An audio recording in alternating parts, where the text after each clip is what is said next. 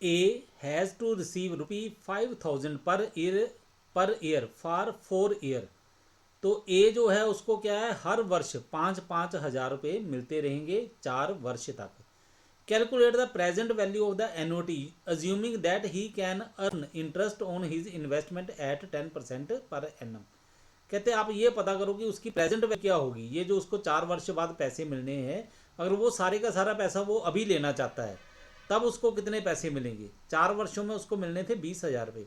अगर वो चाहे कि मुझे अभी चाहिए सारे के सारे पैसे, ठीक है, और ये जो रेट ऑफ इंटरेस्ट है वो 10% है, या फिर इसको बोल सकते हैं डिस्काउंटिंग रेट, ठीक है, ये 10% है, तो उसको इस समय कितने पैसे मिलेंगे, ये आपने प्रेजेंट वैल्यू पता करनी है।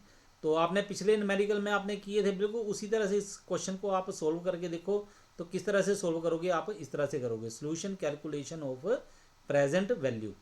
तो आपने किया था, ये देखो ईयर 1 2 3 4 कैश फ्लो 5,000 5,000 5,000 5,000, और यहाँ पे देखो क्वेश्चन में अमाउंट सेम है, ठीक है। पिछला न्यूमेरिकल किया था वहाँ पे अमाउंट चेंज थी ये, ठीक है। पीवी फैक्टर पहले भी बताया था आपको, वैसे का वैसे ही आपने कैलकुलेट करना है।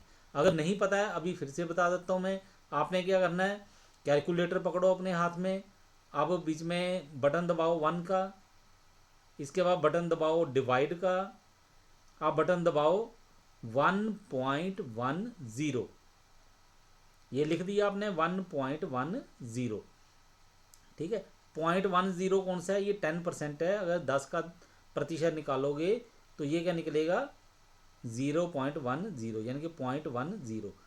तो आपके पास अब क्या आ गया, आपने क्या किया, आपने किया कि 1/1.10, ये कर चुके हो आप लोग। अब आपने क्या करना है, इज इक्वल टू का बटन दबाना है। जैसे आप बराबर का बटन दबाओगे आपके पास आ जाएगा 0.909, फिर इज इक्वल टू का बटन दबाओ आपके पास आ जाएगा 0.826, फिर इज इक्वल टू का बटन दबाओ आपके पास आ जाएगा 0.751, फिर इज इक्वल टू का बटन दबाओ आपके पास आ जाएगा 0.683, ठीक है। अब इसके बाद आपने प्रेजेंट वैल्यू पता करनी है, वो कैसे करोगे, 5,000 को इसके साथ मल्टीप्लाई करो 0.909 से, तो आपके पास आ जाएगा 4,545। अब 5,000 को मल्टीप्लाई करो इसके साथ 0.826 के साथ, आपके पास आ जाएगा 4,130 रुपये। अब 5,000 को मल्टीप्लाई करो 0.751 के साथ, आपके पास आ जाएगा 3,755। अब 5,000 को मल्टीप्लाई करो 0.683 के साथ, आपके पास आ जाएगा 3,415। तो टोटल प्रेजेंट वैल्यू क्या बन गई, 15,845।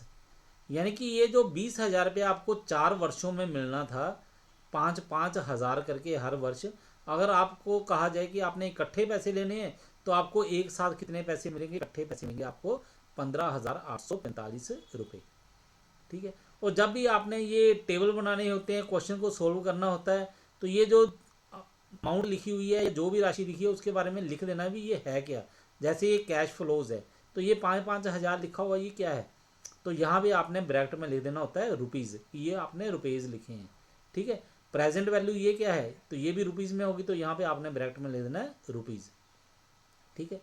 तो ये तरीका हो गया जैसे आपने बाकी सवाल किए उस तरह से, ठीक है। जब ये कैश फ्लो अलग अलग होता है तो आप ये वाला मेथड लगाते हो। अगर कैश फ्लो है वो सेम हो तो आप ये वाला फार्मूला लगाने की आप सकते हो कि आप सीधा टेबल देख सकते हो एनओटी, ठीक है। और एनओटी का अगर नहीं पता है आपको, ठीक है, टेबल बनाने का, तो वो आपको मैंने सिखाया हुआ लेक्चर में आप देख सकते हो, ठीक है।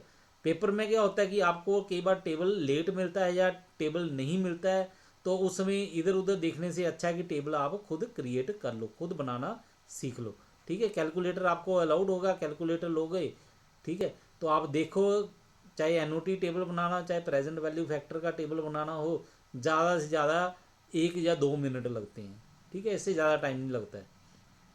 तो एनओटी के हिसाब से अगर करें तो आपके पास ये फार्मूला बन जाता है, ठीक है। V0 का यहाँ पे मतलब हो गया कि आपकी प्रेजेंट वैल्यू कितनी है, ठीक है। आर का मतलब है कि ये जो अमाउंट है इंस्टॉलमेंट है वो सेम राशि क्या है, ठीक है, तो 5,000 रुपया बनता है। ADF का मतलब है ये जो डिस्काउंटिंग फैक्टर है उसकी एनओटी कितनी है, वो आप देखोगे वो बनेगी 3.169, ठीक है। ये आपको मैंने सिखाई हुई है किस तरह से पता करनी है, आप देख लेना। ठीक है, अब इन दोनों को मल्टीप्लाई करो तो ये आपके पास आ जाएगा ₹15,845। ठीक है, तो ये एन्युटी वैल्यू कैलकुलेशन है। आपको फिर बताता हूँ कैसे। ये एन्युटी टेबल में से आप वैल्यू नोट कर लो, इनको प्लस करोगे तो आपके पास ये एन्युटी आ जाएगी।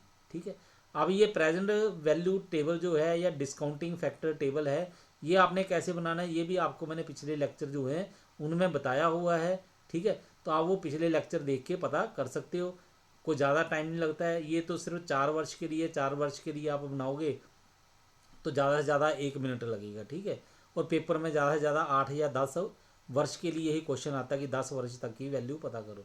ठीक है, कभी हो सकता है कि 15 वर्ष के लिए कहा जाए तो आपको 2 मिनट लग जाएंगे, इससे ज़्यादा टाइम नहीं लगेगा। ठीक है, तो आसान है बिल्कुल। टेबल बनाना पहले अच्छी तरह सीख लो, क्योंकि पेपर में आपको मुश्किल पड़ेगी। क्योंकि पेपर में क्या होता है, टेबल एग्जामिनेशन हॉल है या एग्जामिनेशन सेंटर है, 1 या 2 टेबल होते हैं। ठीक है, तो जब तक आपका नंबर आएगा तब तक तो बहुत ज़्यादा टाइम बीत चुका होगा। तो उससे अच्छा होगा कि अपना टाइम बचाने के लिए टेबल जो है आप खुद बना लो। ठीक है, ओके।